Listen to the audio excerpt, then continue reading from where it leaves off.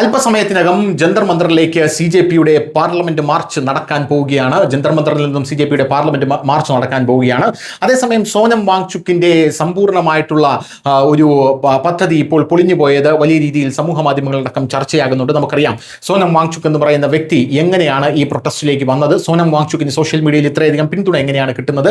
നമുക്കൊരു കാര്യം അറിയാം, കർഷക സമരത്തോടനുബന്ധിച്ച് ഗ്രേറ്റ തുൻബർഗ് എന്ന് പറയുന്ന പരിസ്ഥിതി പ്രവർത്തക അവരുടെ ടൂൾ കിറ്റ് എങ്ങനെയാണ് അവർ അബദ്ധത്തിൽ പുറത്തുവിട്ടത്, ഇതിലൂടെ രാജ്യം എങ്ങനെയാണ് അവരെ പിന്നീട് കൈകാര്യം ചെയ്തത് എന്നൊക്കെയുള്ള കാര്യം. ഇപ്പോഴിതാ കഴിഞ്ഞ ദിവസങ്ങളിൽ പല ഇൻഫ്ലുവൻസർമാരും പറയുന്നത് അവർക്കൊരു ഇമെയിൽ വന്നിട്ടുണ്ട്. ആ ഇമെയിൽ പ്രധാനമായും പറയുന്നത് സോനം വാങ്ചുക്കിന് അനുകൂലമായ ഒരു റീലിട്ടാൽ 50,000 രൂപ വരെ തരാം എന്നുള്ളതാണ്. ഇതിനു പുറമെ ആരാണ് സോനം വാങ്ചുക്കിന്റെ ഇൻഫ്ലുവൻസർ മാർക്കറ്റിംഗ് ഏറ്റെടുത്തിരിക്കുന്നത് എന്നുള്ളൊരു അന്വേഷണമാണ് ഇപ്പോൾ ദേശീയ മാധ്യമങ്ങളടക്കം നടത്തിയിരിക്കുന്നത്.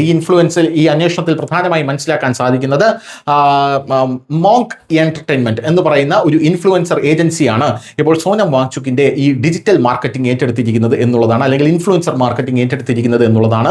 ഇവരുടെ പ്രധാനപ്പെട്ട ജോലി ഇൻഫ്ലുവൻസർമാരെ കൊണ്ട് സോനം വാങ്ചുക്കിനെ അനുകൂലമായി പല രീതിയിലുള്ള പോസ്റ്റുകളും റീലുകളും ഇടിക്കുക എന്നുള്ളതാണ്. എന്തായാലും സോനം വാങ്ചുക്ക് കഴിഞ്ഞ ദിവസം ആശുപത്രിയിൽ നിന്നും, അതായത് ഈ ഗവൺമെന്റ് ആശുപത്രിയിൽ നിന്നും സ്വകാര്യ ആശുപത്രിയിലേക്ക് മാറണമെന്ന് പറഞ്ഞ് സോനം വാങ്ചുക്കിന്റെ ഭാര്യ ഡൽഹി ഹൈക്കോടതി ഹർജി കൊടുക്കുകയുണ്ടായി. അതും ഹൈക്കോടതി എടുത്ത് തൊട്ടിൽ കളയുന്ന ഒരു കാഴ്ച നമുക്ക് കാണാനായിട്ട് സാധിച്ചു. ഏതാനും നിമിഷങ്ങൾക്കകം സോനം വാങ്ചുക്കിന്റെ അല്ലെങ്കിൽ ജന്തർ മന്ദറിൽ നിന്നുള്ള പാർട്ടിയുടെ വലിയ രീതിയിലുള്ള മാർച്ച് ഉണ്ട് എന്നാണ് പറയപ്പെടുന്നത്. എന്തായാലും അതിനായി കാത്തിരിക്കാം. News desk news India Malayalam.